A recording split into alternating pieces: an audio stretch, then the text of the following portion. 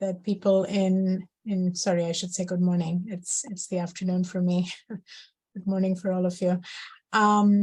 We know that people are quite busy this time of the year, particularly in most parts of Europe. So thank you for making the time.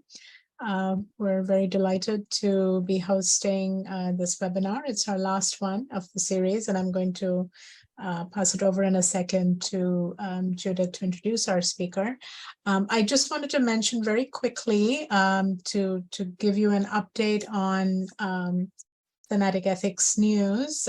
So as some of you may know, our next workshop is scheduled for October 5th and 6th, and it's going to take place in Montpellier.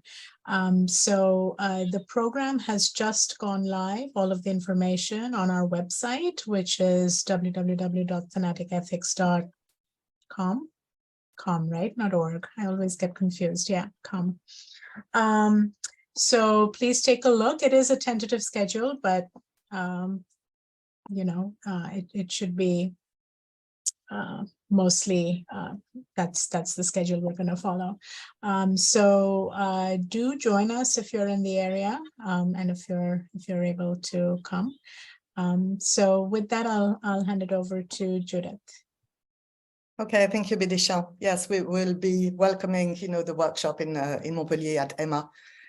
So we're looking forward to that, and it will be, academics, but also artists and activists as well, as we enjoy doing. So today I'd like to introduce, just in a few words, Daniel Foliard. I mean, he is, as you may know, a professor at Université of Paris Cité. And he's a member of the research center l'ARCA, as you can see on his screen. So he works as a historian, and his main area of interest and specialization is modern European imperialism and the visual archives as they have been, generated. So I just want to mention his first book. So Dislocating the Orient, British Maps and the Making of the Middle East. So that was his first book, and that was followed by The Violence of Colonial Photography, just recently in 2022. So his expertise lies mainly in the exploration of sensitive to ultra-sensitive material, documenting colonial and imperial contexts. And in this latest book, I mean, he examined the relationship between photography and colonial violence in the British and French empires before the First World War. So he had a comparative perspective, and he was reading the photographic archives and the conditions of its production, its dissemination, its conservation, etc. So the focus was really on photography, as it not only serves, but also implements colonial violence and necropolitics, as defined by Achille Mbembe. So this was the focus of the talk that he gave for my research center, EMA, a few months ago. That was organized by my colleague, Claire Mauvert. And considering the thanatic dimension, I mean, this led to this webinar and the invitation. So we are particularly grateful that Daniel Foliard accepted our invitation here too, especially in this busy, schedule and times. So for this webinar today, he's going to talk to us about the practices that were shared by expansionist empires in Africa, Oceania, and Asia, and more particularly about the practices of violence and desecration. So what he has to tell us about the collection of human remains in and around sites of mass violence is, of course, of crucial interest for this network of Thanatic Ethics. So Daniel, thank you very much for the invitation. We're looking forward to the talk. Floor is yours. Thank you for having me. That's amazing. So obviously the topic today is a bit grim. So before we start, I must have a quick word on the kind of images I'm going to show. I'm sure you're familiar with that kind of documentation. I will show today disturbing and graphic images. We can have that discussion maybe later. Images of violence, violent objects, they have a different aura from other topics and other material.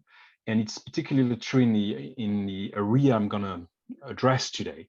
So I'm sure you're familiar with that kind of material, but I just wanted to warn everybody. Some of the images I'm going to show are rather grim.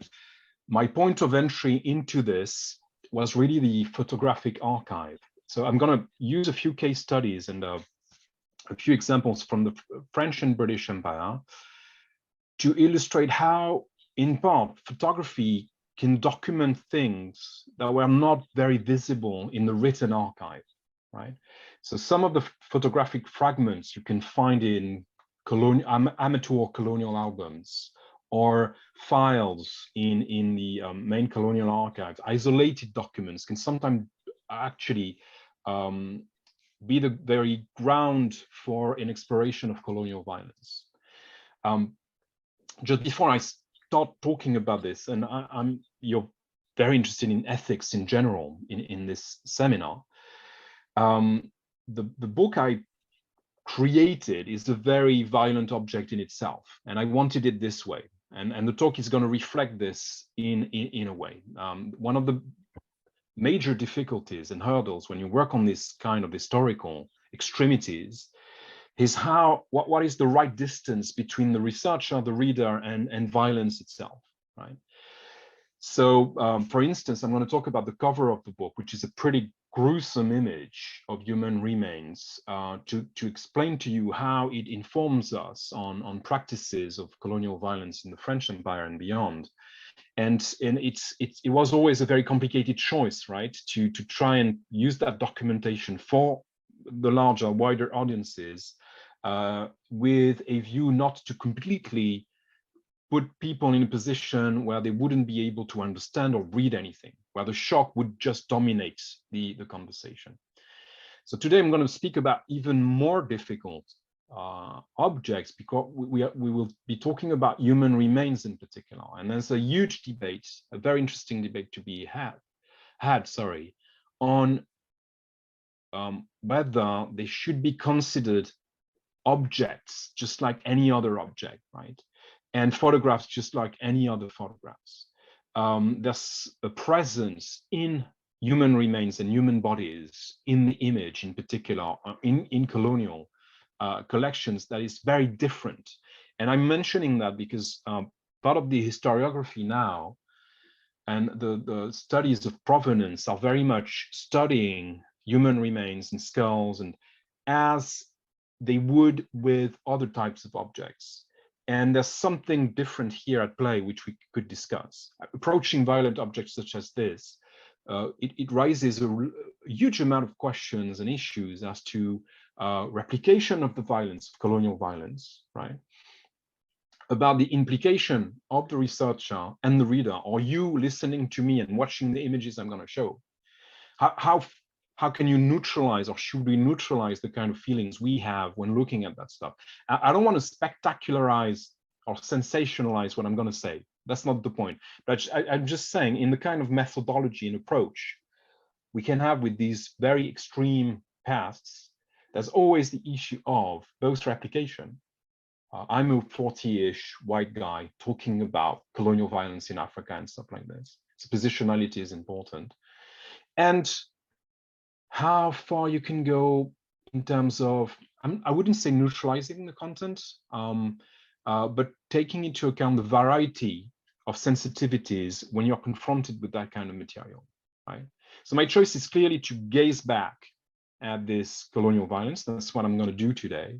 And we can discuss about why I'm choosing to do so.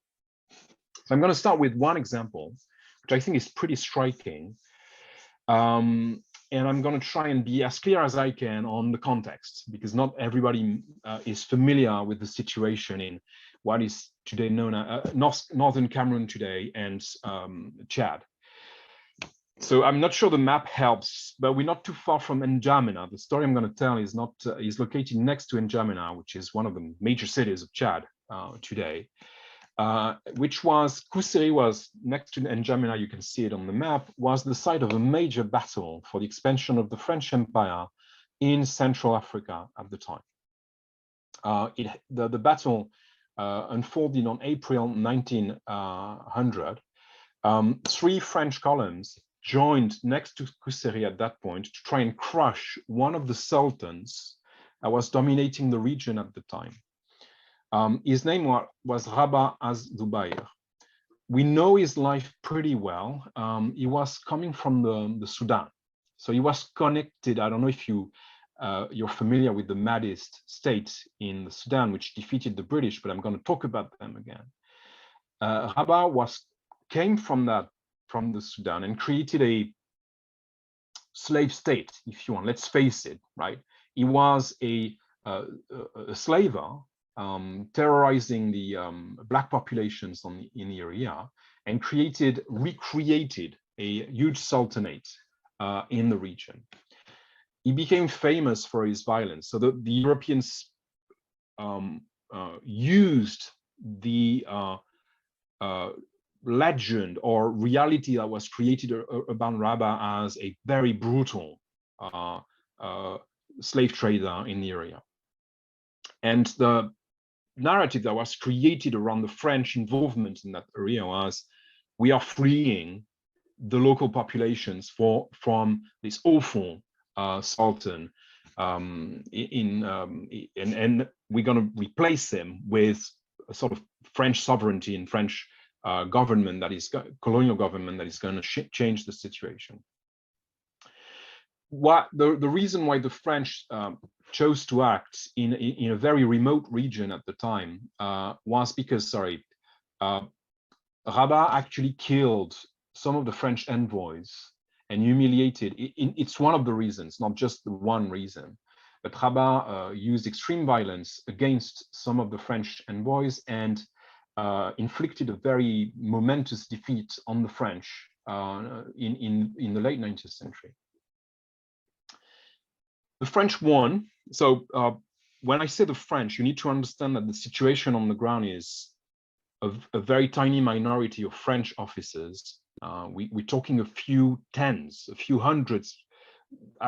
Camille Lefebvre, one of my colleagues working on the area, she calculated that the conquest of Chad was made by basically 300 French officers. Right? The rest of the armed forces can be local auxiliaries, so local potentates choosing to fight with the French or around the French, right? And tirailleurs, so locally recruited people that are the Senegalese tirailleurs is a misnomer, as you probably know. Many of the tirailleurs were coming from different places. They were not all from the area known today as Senegal. So the main fighting force is not white French people, if you want, okay? It's a mixture of a very diverse set of soldiers and fighters. Rabi fought, the battle lasted a little more than 2 hours, okay? The accounts are terrifying, walls of corpses, a very brutal battle. And Rabi is literally executed by one of the tirailleurs and beheaded. His head is brought back to one of the French officers that had been shot during the battle and who died shortly afterwards. So we have a moment of extreme violence where the adversary, the body of the adversary is desecrated. The head is brought back to Cité and to the French leadership and put on a spike and exposed for the local populations for at least 2 weeks, right? What you see here is a picture of that scene. It's interesting in the composition, I think, to see that there's no French officers within the frame. Okay, there's a sort of delegation of extreme violence to the tirailleurs at that point. What you see here is the front page of l'Illustration, which would be basically the CNN news equivalent of CNN at the time, right? The main illustrated media. It sold 500,000 copies a day.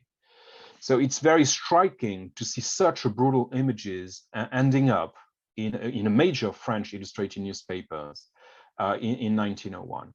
And I think it's very interesting in terms of circulation of images. But so Rabi is beheaded, his head put on a spike for everybody to see on the ground. But several photographs, I could document that, several photographs of the same image there were printed on the ground to show the photographs around to say Rabi is dead, right?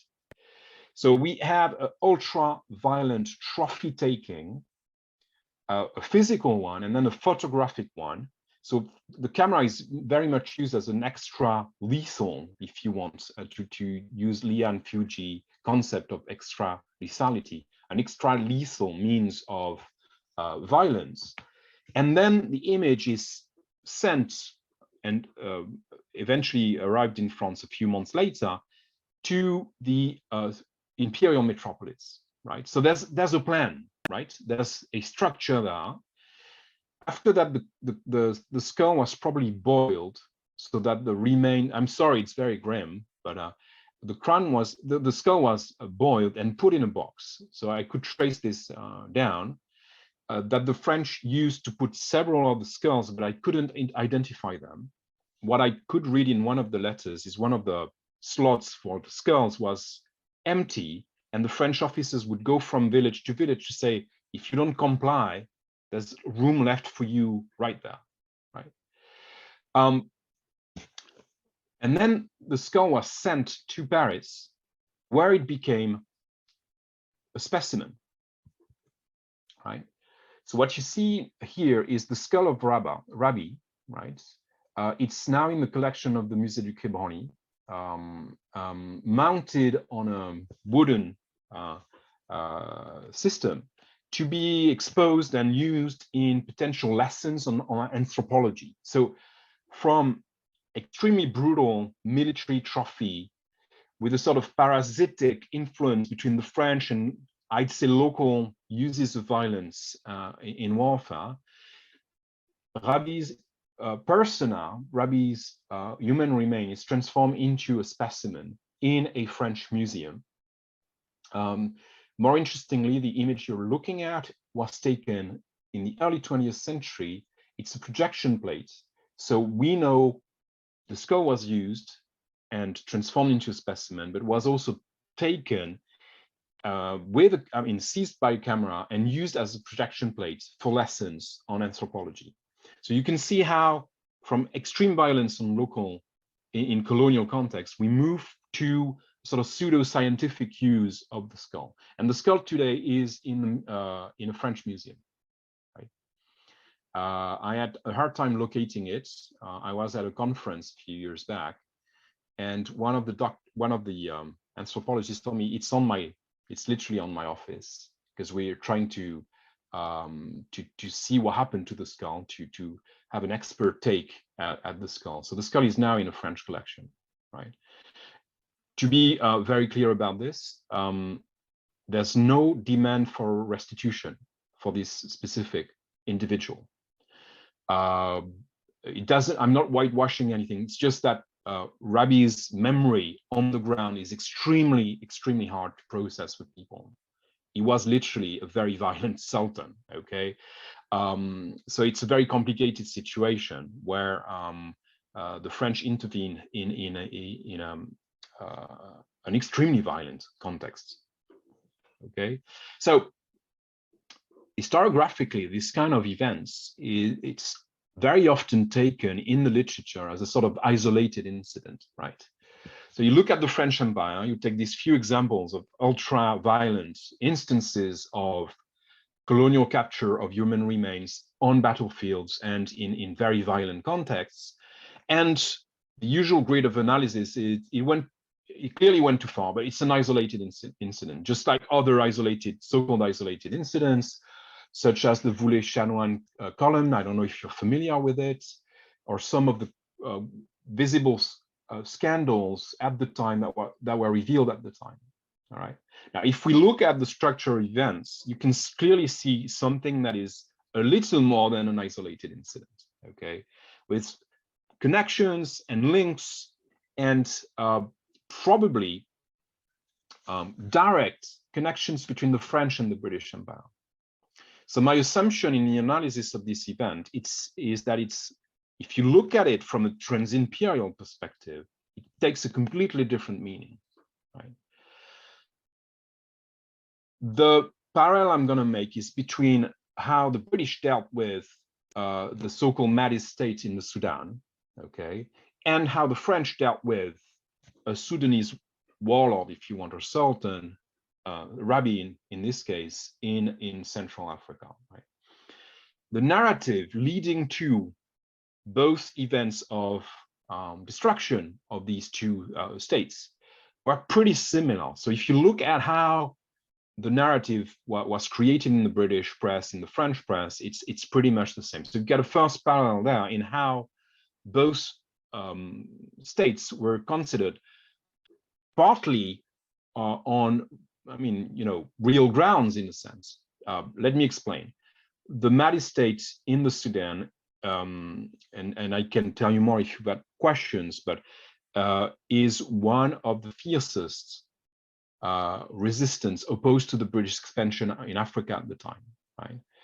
In the mid 1880s, the so-called Mahdists beheaded the British governor of Khartoum. It was a hugely humiliating moment for the British, right?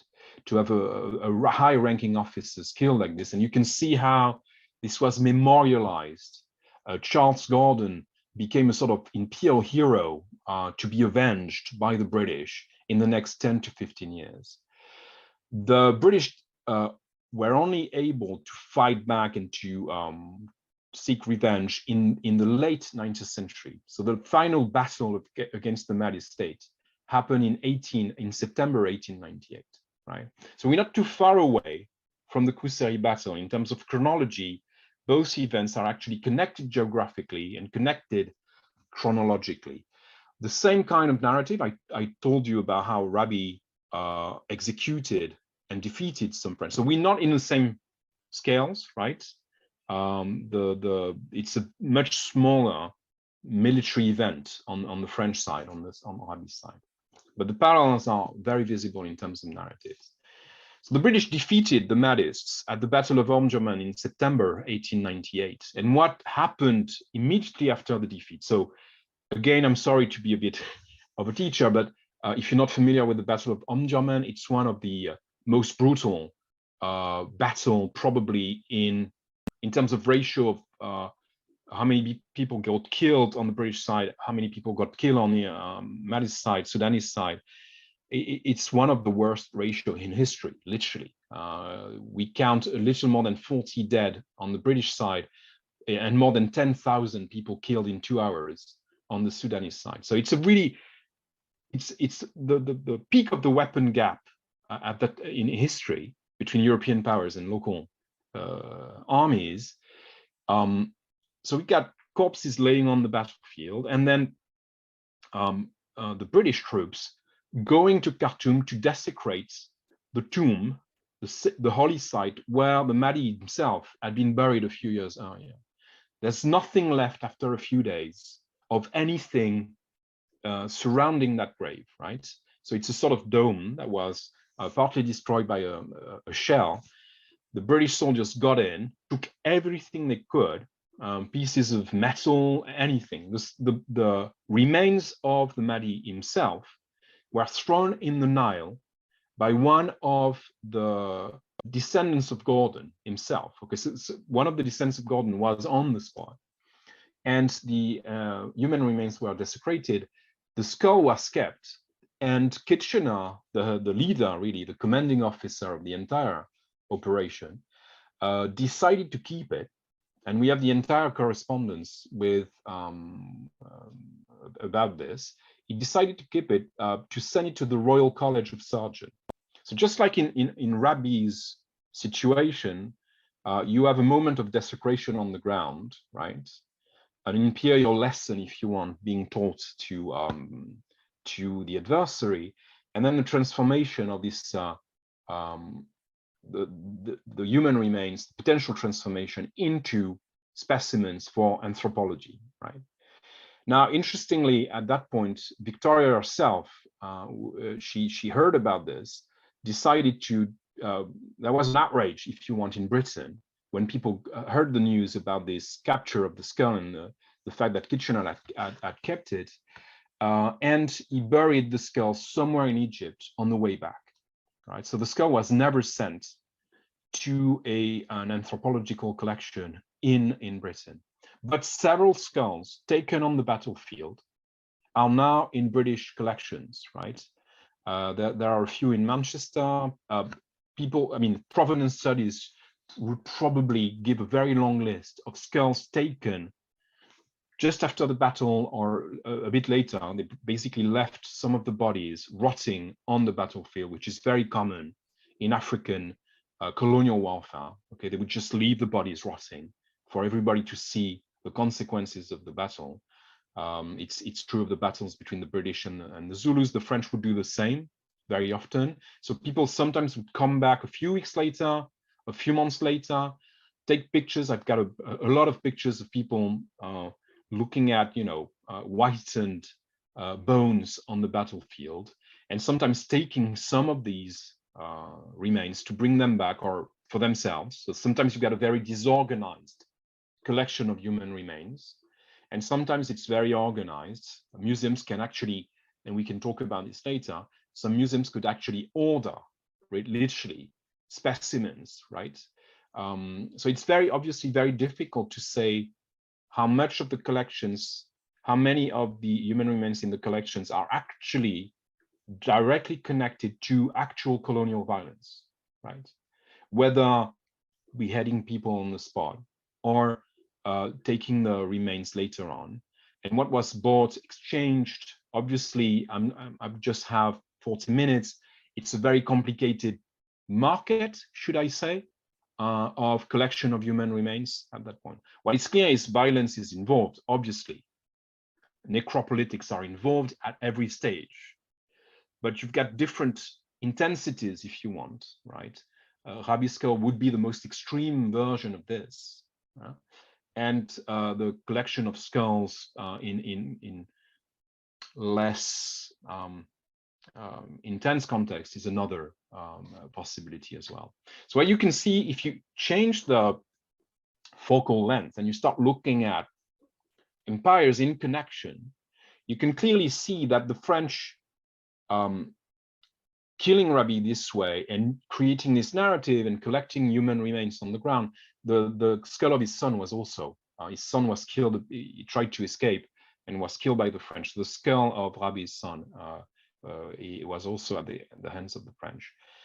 And you can see that the British had the same narrative. That's a piece from the Sphere, so a British newspaper at the time, completely copying, replicating the French narrative about why they had to kill Rabi, right? So that's a very interesting set of connections. Now, what are they doing?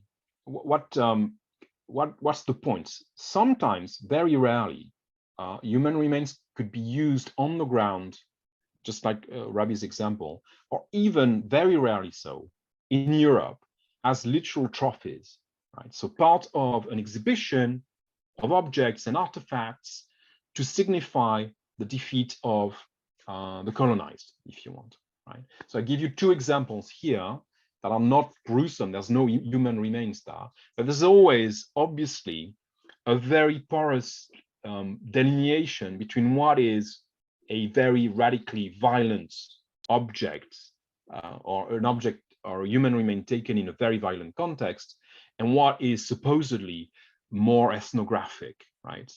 A good example would be today's exhibit at the National Army Museum in London of objects from the Sudan campaign. And I think it's still there. I took the picture a few years back, but I don't think the exhibit has changed. You can see a robe that is typical. It's a uniform of the Sudanese army fighting the British. And I took the picture so you could see the sort of hole in one of the sleeves of the, I don't know if you see it. There's several signs that this was the robe of a fighter that was killed on the battlefield, probably cleansed afterwards of the blood that was on it. So the clear delineation between an object that is a human remain that will directly reflect violence and this, I think it can be questioned. This is an in-between object, right? Taken on a body of a dead soldier on the battlefield, right? Probably dripping with blood at the, initially, then cleansed, and then shown as an example of a uniform worn by the Sudanese army, right? So this ongoing duration of violence, to a certain extent, is still visible in the National Army Museum to an extent, right? Let me take you another example to illustrate how the right approach to photographs can try and can be a way to explore these very obscure violent moments, right? And to understand how they are connected with a variety of things that eventually makes them systemic. So I think I've demonstrated how the French and British Empire could be connected there, right? One capture, one desecration being a sort of echo of the first one. The idea in both cases, obviously, is to send a very powerful message to local populations and anybody that could be in a position to hear about this in the rest of Africa and Asia, right? So just before I talk about this, I just found in a letter by a British individual, he was in Baluchistan 6 months after the Battle of Omdurman, discussing with local leaders. So Baluchistan is really the east of, that's the east of Persia at that point, right? So it's very far away from the Sudan. And 6 months later, he's meeting with these Baluchi leaders, and the Baluchi leaders are telling him, we know what you did in Omdurman. We know you killed them. We know the violence you can unleash on potential resistance. And I'm going to, if I have time, I'll talk about this. The British knew it. Okay, there's a form of engineering of this, right? Kitchener knew that a very intense, brutal battle that could be publicized, the destruction of regalia, the desecration of human remains, it's all part of a system to send a very powerful message, not just to the Sudanese, but by echoes to part of the Muslim population within the British Empire, among others. And the French were doing the same with Rabi, literally saying, that's what's going to happen if you stop us, right? And it was very effective. One must admit, it's very effective. And I'm not being positive about this, okay? But this use of colonial violence worked, because in Baluchistan, the news, away from the traditional channels of information, eventually arrived deep in Baluchistan with an effect for the British. So my point is really, we need to stop looking at those as isolated incidents. Another example would be the photo I used on the cover of my book, because it's a very striking and very interesting one. If you look at it from the isolated incident perspective, you just sideline it, okay? It's not to be considered as a very meaningful document. But when you do the forensics, when you actually apply forensics to this image to try and locate it, to try and understand what's at stake in the image, you realize that an entire part of the analysis was missing, and you can get it back because of that photograph. And I told you earlier why I chose to use these images. I think it's important that the evidence and the materiality of these images is very accessible to people. Try and understand how you can reconstruct lost lives, lost tragedies to a certain extent, reclaim this violent past in a constructive way. So what you see on the picture at the center is a photo of Renée Bonnetin. She was the daughter of Raymond Bonnetin, a pretty eccentric, peculiar woman. She was traveling what is now today, Mali, with her husband, Paul Bonnetin. So Paul had just been appointed civilian administrator of the region that was recently captured by the French, right? And she's probably the first white woman to have a camera, to use a camera in Mali at that time. It's a very bizarre photo. The girl is between 12 and 14, and she's sitting surrounded by skulls. The caption is clearly indicating that the skulls belonged to the fighters, the soldiers of Samori. Samori was one of the main fighters, leaders to try and stop the French expansion. right? I'm not going to go into the details of the investigation, but I could locate the tree. So you can see a shadow at the bottom of the image, right? And I was eventually able to locate the very tree under which the camera was placed, right? You can see that on the photo on the left, called by Drouin. I don't know if you locate the other image. Can you see it on the presentation? Yeah. You can visibly see the same line of trees, maybe 1 or 2 years later. The trees have grown a little bit, right?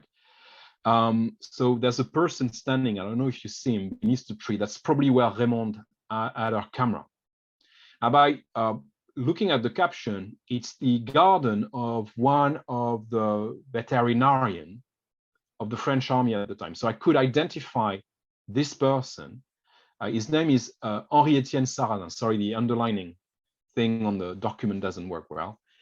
So I could identify the owner, the potential owner of the skulls, right? Because my assumption was they were connected to the place.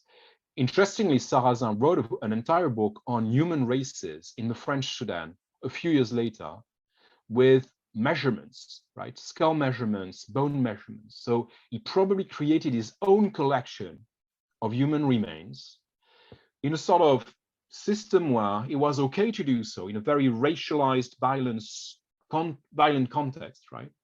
And to develop his own expertise in anthropology. What is interesting is the image circulated to Paris. So people knew about this in Paris. Okay, it's not just Raymond and Paul using the image. The image ended up in a circle of people that were very high up the food chain, if you want. One of them was the editor of Le Figaro, one of the major newspapers in France at the time, right? So not a large number of people, but a certain amount of people at very high places knew about this photo and chose not to say anything about it. Now, it's not included in the book, but very recently I came across this album that was just bought by the Archives Nationales de l'Outre-mer in France. It's an archive that collected, that aggregated all the archives of the French colonies when decolonization happened. And they have a very active policy of buying new things and donations. So this album shows, again, the tree I was talking about, right? There's a collective portrait of people, including Sarrazin, the bold one here, back of the bench. And turning some of the pages, as I was amazed at looking one picture showing captives. I don't know if you see them. And that's pure suggestion, but the number of prisoner is the same number of skulls. I mean, it's 13, so 13 skulls, 13 prisoners. And on the same page, what you can see is a beheaded individual. So I don't know, but I cannot prove it, but there's certainly a connection between this album, the Bonten skulls. What I could not do is try to locate what happened to the skulls. They were probably sent back to France, okay? But it's very hard. The paper trail is lost, okay? So they might be somewhere in an anthropological collection. Now, what is the point of showing you all this? Just to, the album, the circulation of the image, the potential circulation of the skulls, the publication of the book, indicates that none of this can be taken as an isolated incident. What you see at play are systems of racialized violence, violent capture of human remains, transformation of these human remains into specimens for anthropological collections, right? Now, another line used by people that might want to underestimate the existence of these situations is the idea that claim for restitution, so the realization of the power of that desecration, are only very recent phenomena. So I'm sure you're familiar with some of the claims made by Algeria recently for the repatriation of the skulls of some of the Algerian fighters that died during the French conquest of Algeria. So there are a number of claims to repatriate human remains taken in very violent contexts now in Africa and elsewhere. And very often what you can hear sometimes is there's no history to these demands, right? That they are very recent creations of post-coloniality to a certain extent. Nothing could be further away from the truth, in the sense that in many of these situations, the claims for restitution, the claims to get back the human remains started literally weeks after the facts, right? And you can document that. For instance, the daughter, Rabi's daughter herself, she survived and tried to get in touch with the French authorities to try to get back some of Rabi's objects. I don't know about the human remains. I don't know if you knew the skull was in a French collection, but there's clearly some of the survivors, if you want, of Rabi's circle were already asking at a very early stage for these objects and that humiliation to be compensated to an extent, right? Another example, a very famous one for France, is the story of Attai's head. I don't know if you're familiar with Attai's story. He's a Kanak. We are in Nouvelle-Calédonie, one of the French colonies in the Pacific. And Attai was one of the leaders of the resistance against France. There was a rebellion. He was killed in 1878, beheaded. His head was put in a jar to be preserved, sent to France, where several plaster casts were made. One of them was used to create a bronze statue of the beheaded head. It's a horrible artifact that was exhibited during one of the French Universal exhibitions, right? Attai's head was at the Musée d'Histoire Naturelle for more than a century. And what is very striking is that the memory of the desecration was cultivated, was kept by his descendants for several decades, okay? So the idea that claims for restitutions are very recent or are a reaction or a sort of instrumentalization of things is very, could be contested to a large extent, okay? So the amount of examples I could find where people literally started to say, we need this back in the early 19th century, it's absolutely huge, right?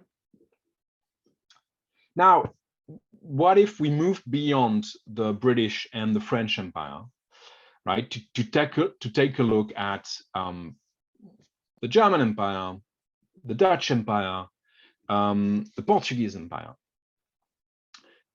It's always very difficult and dangerous to make very general assumptions, right?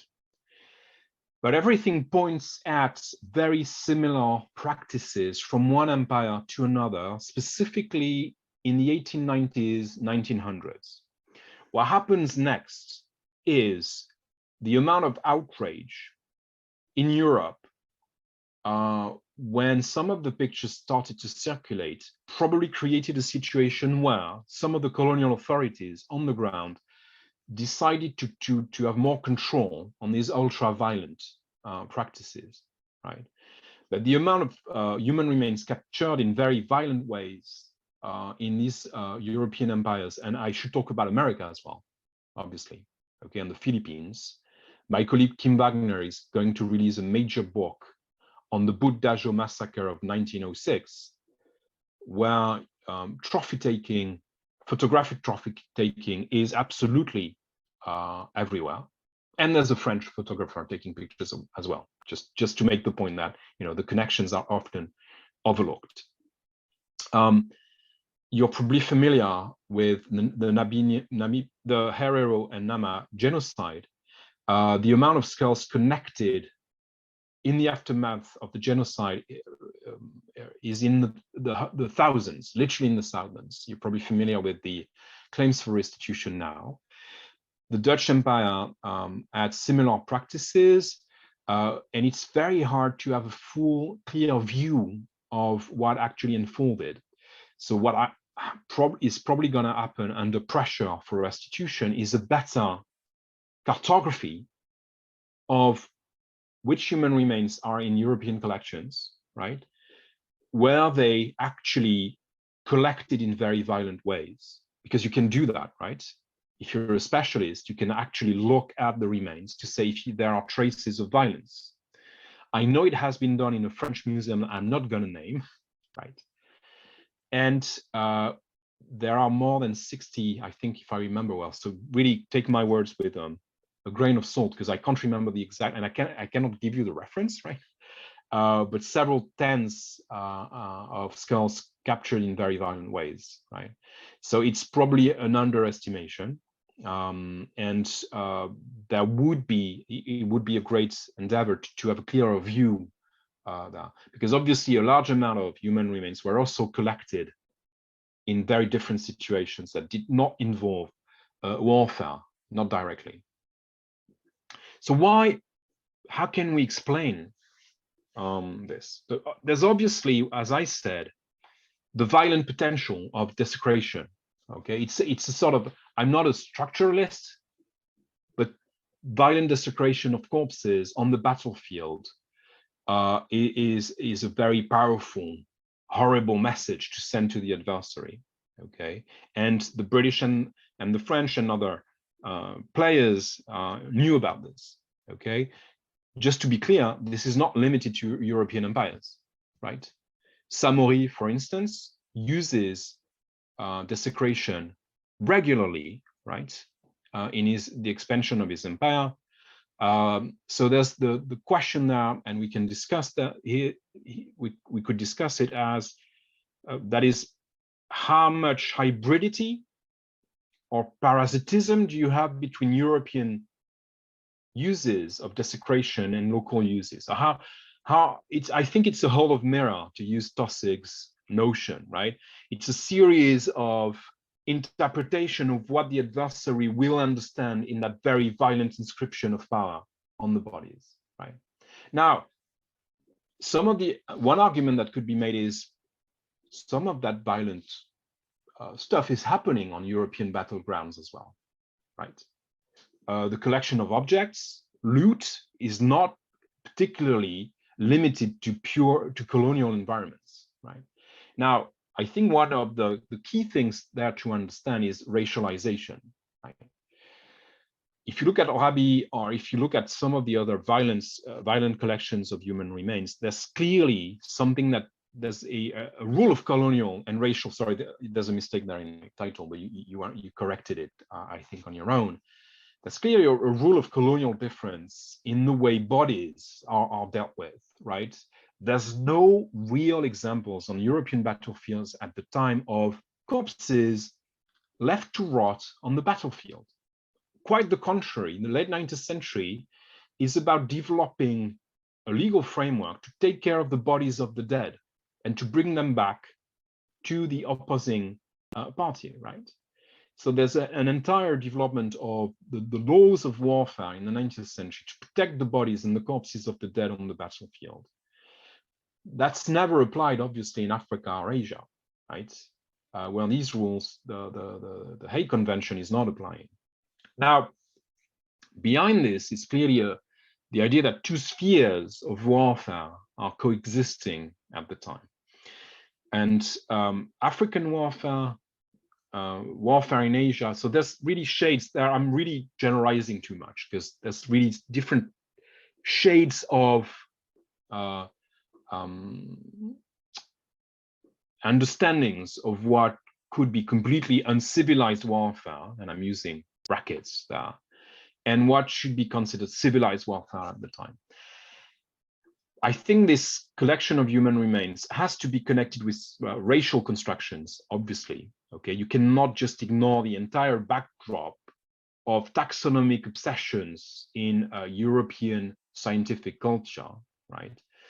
And the interconnections between early anthropology and violent capture of people and violent captures of human remains. I'm giving you one example here of how scientific production in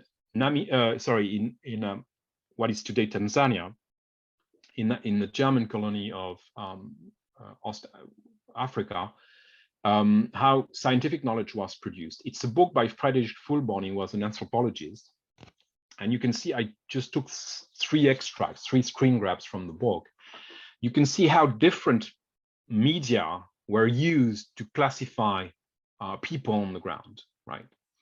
And what is very striking is the picture of one of the individuals at the bottom left of the image. And you can see him in chains. Why? Because Fulbonin tells it, he tells about it in the introduction of the book, actually sees the opportunity offered by so-called counterinsurgency campaigns and punitive expeditions to force people in front of the camera, right? So I think there's a continuum there between these practices that were always surrounded by violence and sometimes military violence, and these extreme moments of capture I just explored in the case studies.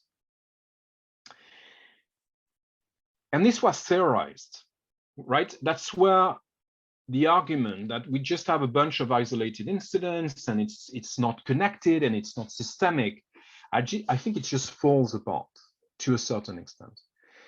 So Charles Carwell's book Small Walls, that Principles and Practice, is a very interesting case in point. It doesn't mention desecration and anything like this. So just to be very clear, there's nothing in the book about you should kill people violently and expose their bodies, right?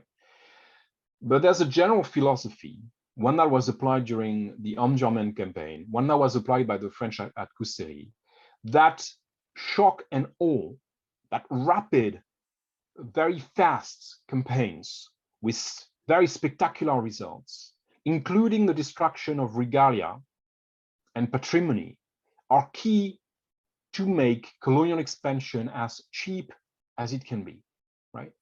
So the idea is, let's have these staggering victories, very quick victories, very spectacular victories, inflict maximum humiliation and shock so that nobody else is going to fight back when this is done. And Carwell is drawing lessons from the entire 19th century so-called small walls or distant walls, so basically colonial walls, all right?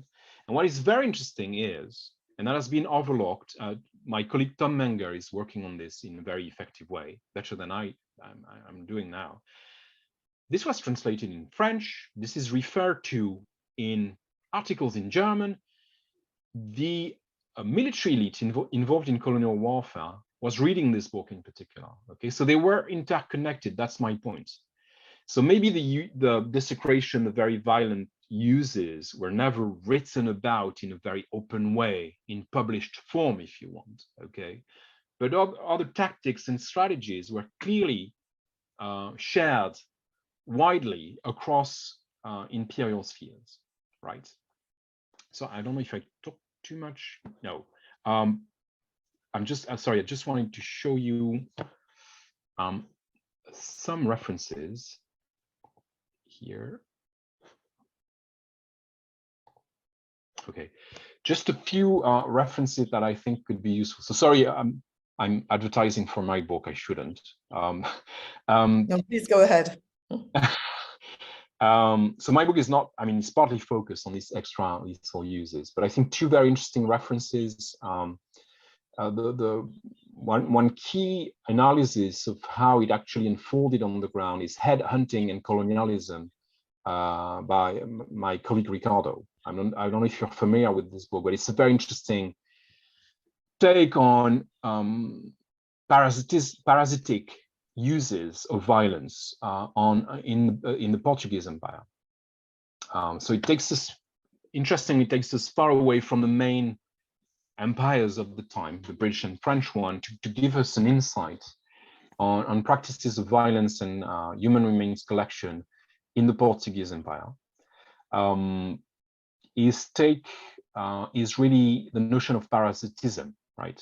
It's not imitation, it's not hybridity, okay? Both warfare, so different types of warfare, the colonial warfare fought by the European agents and the local resistance are in a situation of parasites to one another, okay, rather than just a purely hybrid situation. Another very interesting theoretical, I'd say, take on these issues is the very famous book by Dan Hicks. I'm sure you're familiar with, The Brutish Museum. It's a major book, very accessible read for people. So it really does its job at making these debates accessible. And I think one of the key takes here is how collections and museums in Europe and America are really sites of an ongoing violence, but a very real violence, right? That has not been, I wouldn't say neutralized, but acted against, right? Contradicted enough. And the book is focusing on the Benin bronzes, but actually has a wider theoretical framework to analyze the circulation of these very violent human, should I say objects? It's not a very good term, but these traces of extreme violence in colonial contexts at the time. So I think it's a very, very fruitful read if you want to understand the stakes in terms of how these collections are still sites of ongoing violence. They were at the time.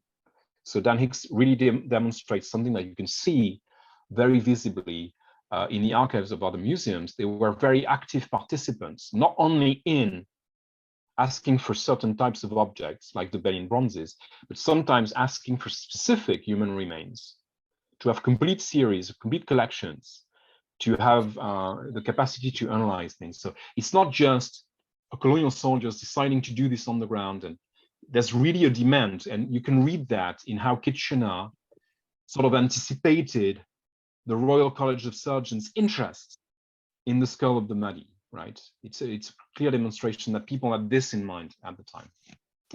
And that's it, hopefully, to start a discussion, yeah. Okay, thank you so much. It was really a fascinating analysis of the global system. I mean, you showed that extremely well, the global system in which the human remains actually circulate and are disposed.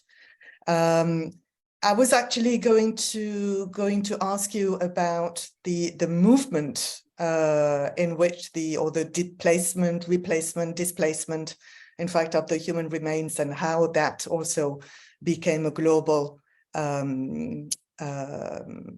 strategy in a way. So you talked a little bit of the repatriation of remains, I mean, between Europe and Africa. Was anything happening also within the African continent? Was there any similar types of movements or reclaiming, restitution on the African continent itself? So you mean early 20th century? Between countries maybe, or was it only between Europe and? Yeah, mostly between the imperial metropolises, okay. and the sites of colonization. But now that you're asking the question, there might be some collections in Africa, I wouldn't be surprised, where that issue might be raised on the long term. I'm thinking about, in particular, places where the Europeans had to leave very quickly, right? And I'm thinking about Rhodesia. Rhodesian archives are very interesting in the sense that they were left in a sort of pristine state because the white population had to leave very quickly, and it's very rich in unfiltered material. You probably know about how massive, I'm using the term filter, but how many archives were destroyed when African countries became independent. Yes. So I wouldn't be surprised now that so between states, no, but on the ground, yes. I'm thinking about South Africa, where some families could have human remains in the family.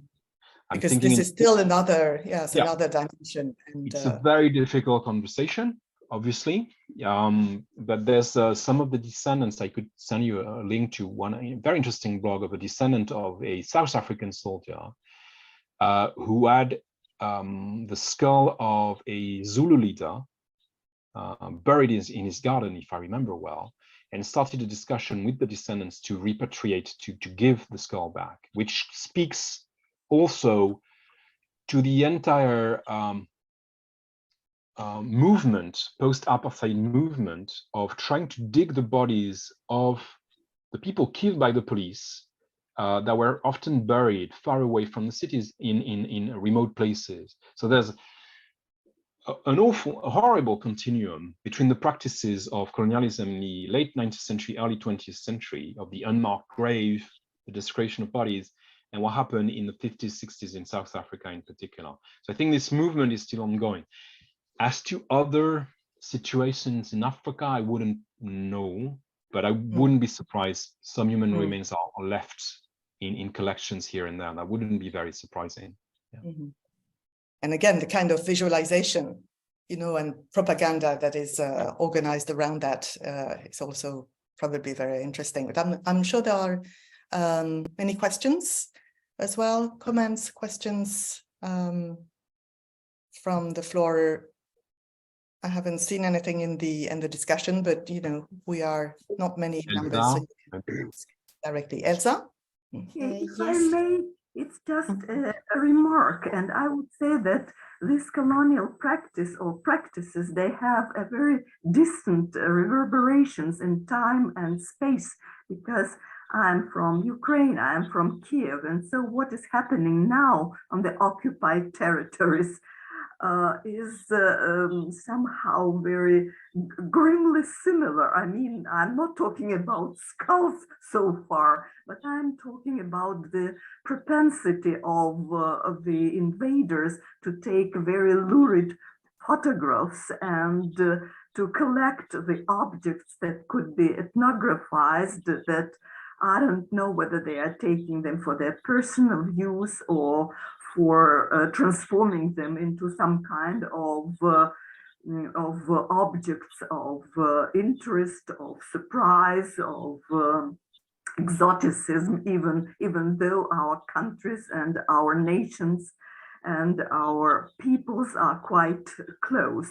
So unfortunately, these kind of practices survive and are perpetuated again and again in human history. So if I can address that question, I think we should, I completely understand your point, and that's one of the terrifying things happening right now. And a skull was used, actually. I don't know if you know that. A skull was exposed in a sort of show, I think in St. Petersburg, of one of the soldiers from the Azov battalion.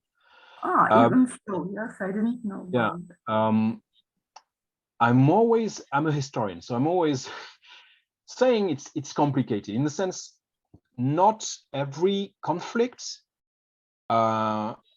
is a site of that intensity of violence. So it's very interesting to see where that happens, because, for instance, you don't have this on the Western Front in France during the First World War, but you have this in the Pacific, where American soldiers are taking some gruesome human remains, right? And it's often connected to racialized vocabulary, I think, that you can see in Ukraine right now, very much so. So I think it's not a sort of, I don't have a fatalistic approach to this. There's really contexts that are informing us on why this is happening. As gruesome as it is, it's always part of a wider system of violence, and it's not happening in every conflict. That's where it's interesting, right? Sexual violence is happening everywhere most of the time, right? But that kind of extra lethal approach, and the way it's shown as well, what's very striking in Ukraine and Russia is how unfiltered it is, right? And what I see in my colonial environment is it's unfiltered at first, and then outrage and pressure makes people understand that it might be time to stop showing these extra lethal use of the camera. It's always interesting to understand these dynamic environments. And I'm not saying everything is contextual, everything is different, and it's always, I think there are connections, wider connections, and we should explore them. In my mind as a historian, clearly what comes to mind is the invasion of the Caucasus in the 19th century by Russia. Where the very violent practices were so violent that I can't remember his name, but a famous Russian painter tried to at the announcement. Yes. Yeah, it exactly. Was very shaggy. Yeah. Yeah, and so there's an environment there that is also interesting in terms of imperial colonial discourses by Russia, remobilizing some of the pre-Soviet racial categories. Yeah, that's very striking. I think the connections are very striking, and but thank you for these connections. I think, yeah, they are very. And then we have Elsa, Thomas, and Yes. Carolina. Yes, thank you very much. It was stunning. I was wondering if you were familiar with the work of Karima Lazali. Yes. Yes. So for those who don't know, she wrote about the psychological consequences, the colonial trauma of the void created when by colonial violence, and how it has repercussions until nowadays about the afterlives of this kind of mourning, when there is no remain, when there's no place to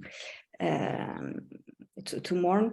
And yes, the other references I was having in mind, which is much more classical, it's about Walter Benjamin that I've been using sometime, especially what he says about the victor spoils was designed is to systematically detach the sign from the thing that was once signifying, and especially when you shown us this garment exhibited at the British Museum from the Sudanese soldier. I was wondering if this kind of, as you said, in between object, which is between the anthropological artifact and the human remains, is something that you've been looking at in other context, or is something that you want to explore further in the future? Because I think it's quite fascinating. So we were talking about implication. My new project is moving away from ultraviolet, because that's one of the things you can only work so much on this. I'm not in an ego history kind of American writer, historian talking about his experience of being very sensitive to violence, but it's actually, you are all working, I think, on these very extreme topics to a certain extent. There's a time where you need to take your distance, right, for a while. And that's what I'm doing now. But yes, there's a bunch of objects I could mention located in France. For instance, Rabbi's Quran that was taken on his corpse is in the Cité Museum in Fréjus right now. So there's a little museum of the Troupes de Marine, so the French Marines. They were the most advanced troops of French colonialism. They were the first corps of the colonial army, and they're literally showing the Quran right in a display, right? And there's not a single mention of the context. So you might not like Rabbi as a figure. I mean, he was not a very nice individual, probably, but that's another in-between object. Clearly, it was taken on a corpse, and it's a trophy. It's literally a trophy. There's no way around this.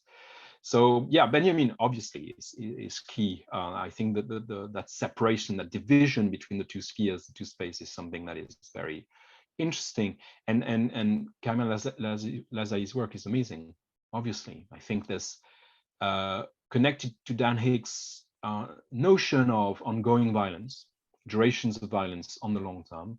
I think there's something here, and it's a dynamic environment. So to build upon what Judith was saying, these objects are so sensitive that the situation is always evolving. So as you or me write about it, we're changing the dynamics as well, identifying individuals, locating human remains, naming people, changing the dynamics on the ground. So that's a very complicated environment there, because it's not just about reasoning and historical rational exploration of this. It's always more than this. It's always about emotional implications.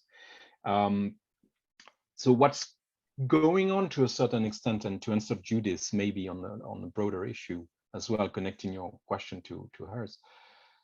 There's a sense that restitution campaigns are connecting to one another, right? That the vocabulary itself, and I'm not being critical of this, I'm just looking at this and understanding that they are connecting more and more, that the vocabulary is often connected as well. So it's very interesting to see how this is evolving in a very fruitful way, I think. With the backdrop of, yeah, this colonial trauma, obviously. Thank you. Looking forward to read your future research. Yeah, thanks a lot. Yeah, for me, your presentation resonated a lot with the border spectacle, with the way the death at the border of migrants and the news and narratives are used. News that are spread, of course, among the Western public opinion, but also among in the standing areas as well. They are used. These narratives are used as well by IOM and other agencies to launch campaigns in order to deter potential migrants to emigrate. And so, of course, well, there are strong differences. The images are not so crude now. It's there is no rarely any photo of bodies. Well, the child, the photograph of the child, Alan Turkey, in Turkey, Alan Kurdi, sorry. Kurdi, Kurdi is one of them, of course. But it's for me there is a strong resonance still between with the border. It's more than a resonance, I think, and that was one of my worries with my book, to replicate the visual imagery of Africa and Asia being places of violence and destruction at all times, right? So that was one of the huge dilemma I had. I wanted to explore this and to gaze back at this violence, but at the same time, understanding very well. So it always, I was talking about my future research. I'm now working on children in decolonization. So that's a very different with a colleague and other stuff as well. But it's always, I mean, your work is always part of a broader process, obviously. But I think where you have a point is that imagery of the Black body in particular, colored body, being an acceptable show, and the apathy in front of this is something that I study in the book, actually, right? Because the colonial warfare, supposedly the idea is that it was not very visible in the late 19th century, 20th century. And you saw the front page of Illustration. It's just one of the many examples that it was right there for everybody to see that France, Britain, and others were fighting very violent wars with very celebratory visions of that sometimes. The first humanitarian photos, I'm sure you're familiar with the Congo Reform Association pictures of the Congo. There's other examples as well. So I think part of our visuality is there's an archaeology that goes back, right, to the turn of the 20th century to a certain extent. And it's very hard to get out of this, right, because the early image agencies, I worked on them as well, are creating these categories very early, right? I'm working on an image agency. He has African catastrophes in a box, right? So there's already a sort of narrative that is established in terms of image and text that is very resilient to a certain extent. So I wouldn't be sure it's just a resonance, but yeah. I'm a specialist of them. It's always very difficult to write on very long, deep histories of visual, because you can end up with, these very all-encompassing conclusions. What would lack is, I think Kim Wagner is going to do this with his book, right? What would be key is a very narrow point of entry and look at it on the very long term to be able to connect the dots. And I think dots should be connected, definitely. So we still have two questions, Carolina and then Marwa. Yes, okay, I mute. Okay, thank you very much for making us think about the violence of the colonial archive. But just order your book for our library in the University of Seville. I had two questions, but since there are more hands raised, I'll just go to the more context-specific question. I'm curious about whether news of these atrocities reached the European metropolises, and if they did, what was, the response or the reception to these practices among European citizens? Do you know whether religious or abolitionists or pacifist groups use these images and these stories to support their cause? Do you know of any public opinion, critical public opinion that expressed this horror, disgust, or repugnance about what was happening in their backyard, in their colonies? So yeah, the answer is absolutely yes.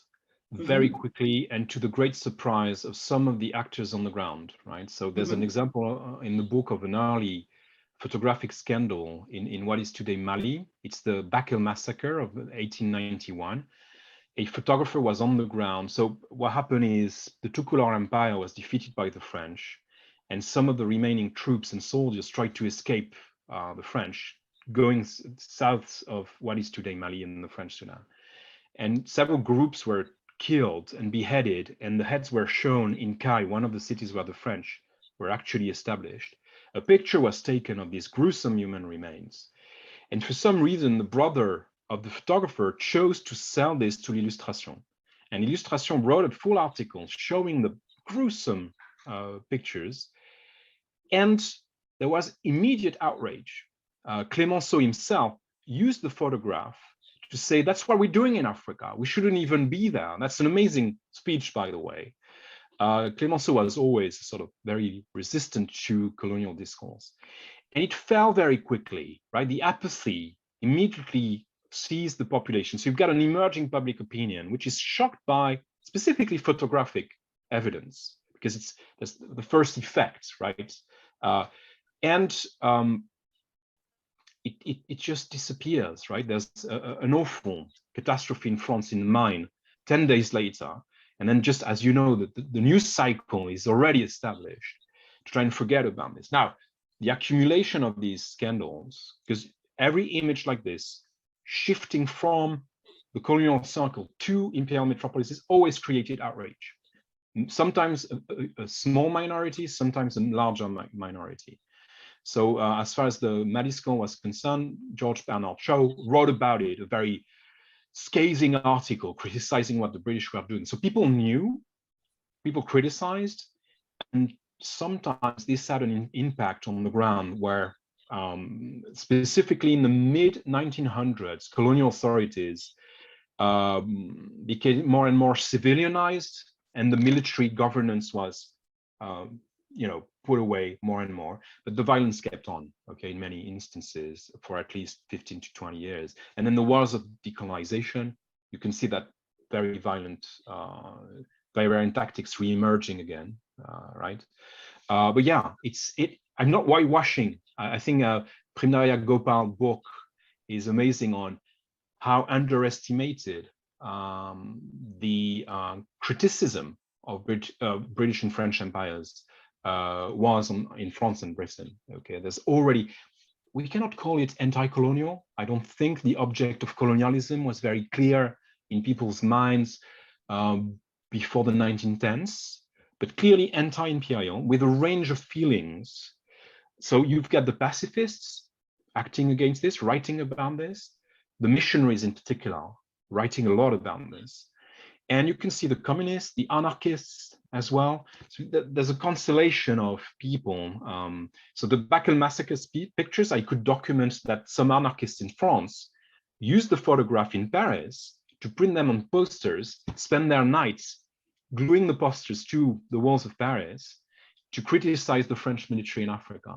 So it's very interesting to see that at a very early stage, there's already fragments of violence visible in Europe. So in a way, it can also be compared to, what the purpose of the slave narratives. Yeah. were as It's well. connected. It's connected. Different the means. abolitionist, I write about Olive Schreiner. She was connected to the abolitionist, and she uses a picture of a photograph of lynching on the first page of her book. And it's typically the aesthetics of the abolitionist movement, but apply in this case to what is today Zimbabwe. So it's clearly points, connections, and links between the two movements and the uses of photography in that context. Marwa and then Bidisha. Yes. Good morning, everyone. Thank you very much for this fascinating and interesting talk. So I have just a quick question, because it might maybe a lunchtime or dinner time for some of you. So given the content of these photographs and the violence inscribed behind, which might be, of course, provocative and challenging to make visible, I would like just to inquire about the accessibility of these archival material. I mean, the process of collecting these photographs based on the notion of erasure, of course, of such materials. It's been the project of the book has been really maybe 7-8 years in the making. It's a slow process of gathering the documentation. I've got this huge database, obviously. So we're going to make some of that public to a certain extent this summer in another project I have in digital humanities to try and recreate the visuality of colonial warfare to a certain extent. Some of it is very accessible. It's very weird. Sometimes you get these military institutions and they're like, yeah, take a look at this awful, grim album. And then we've got no problems with that whatsoever. So, and sometimes you have these institutions that are very careful about what they're going to show to specialists and people. So you get to sign papers, like it's very sensitive, you know what you're going to find in this. So it's been a very strange experience where resistance was not always where you could expect it. And as a French person, what I did was also try to say, hey, is anybody in the family connected to these kind of paths? And what's very interesting is how much private archives came to the surface, right? Sometimes very violent stuff, in France in particular, right? It's still coming up to the surface after I wrote the book. So there's filtering, there's definitely a huge process of destruction. The loss ratio of that kind of document is very high. But interestingly, there's a moment, I think in the 1890s, there's so much confidence in European colonialism, dominance, and racism that they're just showing that stuff, right? They don't care. So it's there, it's printed, it's everywhere. They make projection blades and it's fine. So it's very interesting to see how available the material can be even in printed material. You've got these awful narratives of battles, and so when you go to the private archive level, it's even worse sometimes. So you have narratives of ultra-violence in greater detail. So it's really sort of an iceberg structure where what you look at in the institutional archive is clearly just one fragment of the wider process. And again, he's a friend, so I'm advertising his work, but Kim Wagner's book on the Budajo massacre, I think is going to demonstrate that very powerfully, how the institutional archive is just part of a web of primary archives that can actually recreate the entirety of violence around a single event. Okay, thank you.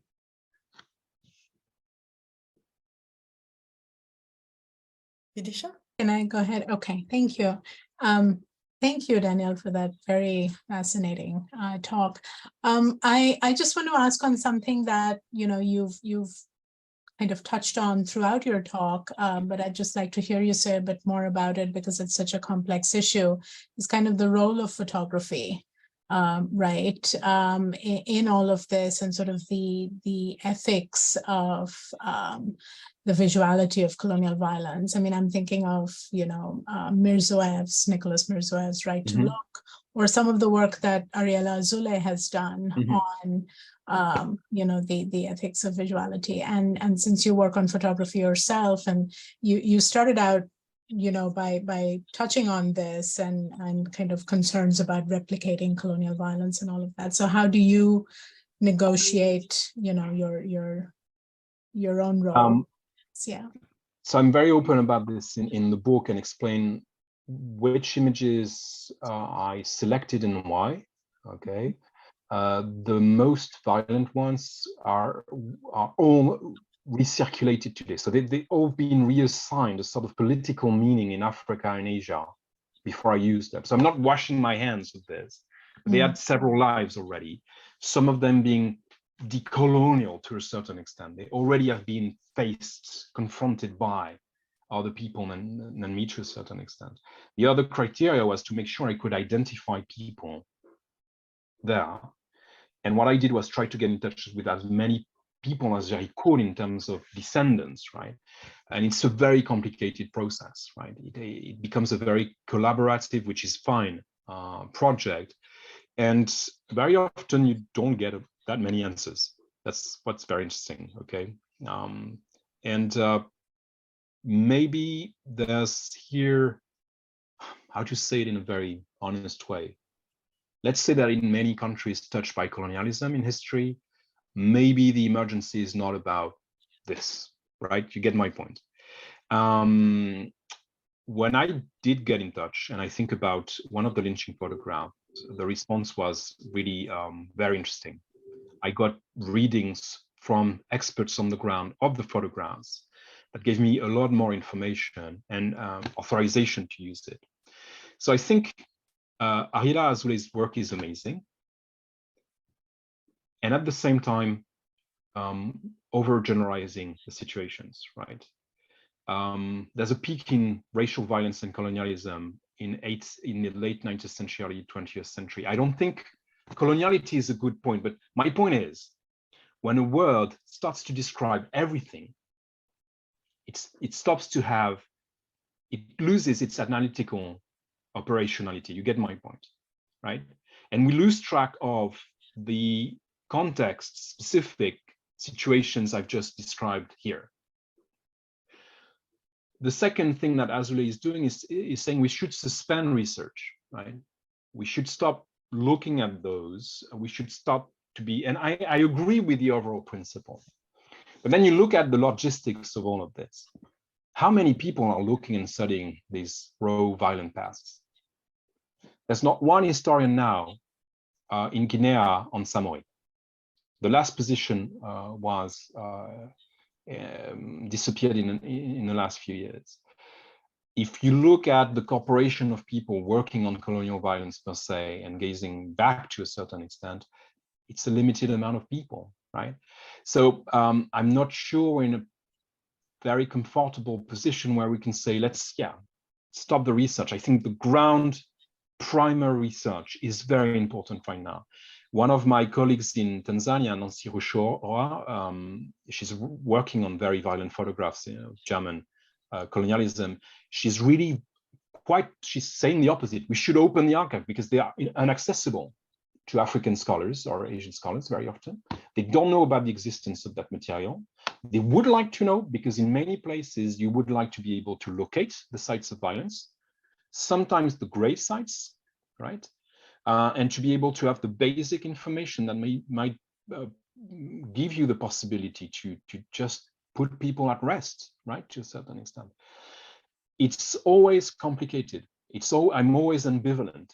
There's no way I'm not gonna, there's a review coming up I've read on my book saying there's perplexity in the conclusion. Yes, there's perplexity. Obviously, I'm not gonna write a book like, hey, positivistic approaches to this are working and I've got this great conclusion to give you. No, it's a violent thing to study. It has violent effects on readers. It should have violent effects on readers because it's a very violent moment in history. So there's no good solution to this, right? It's not an easy position. Ariela Azule's work is amazing. At the same time, when she takes examples, she's taking them from the archives, right? And somebody at some point cataloged the material, looked at it, exhumed it, and started to have an expert take at this. And so my fear was always find the right balance between additional erasure, because there's additional replication and there's additional silence, right? So the balance is really hard to find between the two, right?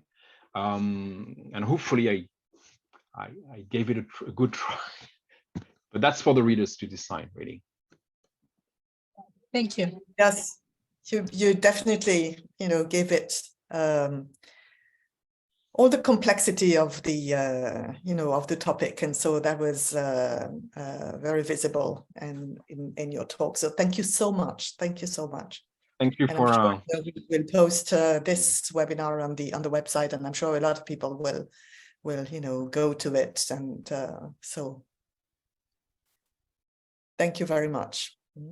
Merci beaucoup. Thank you very much. To add something?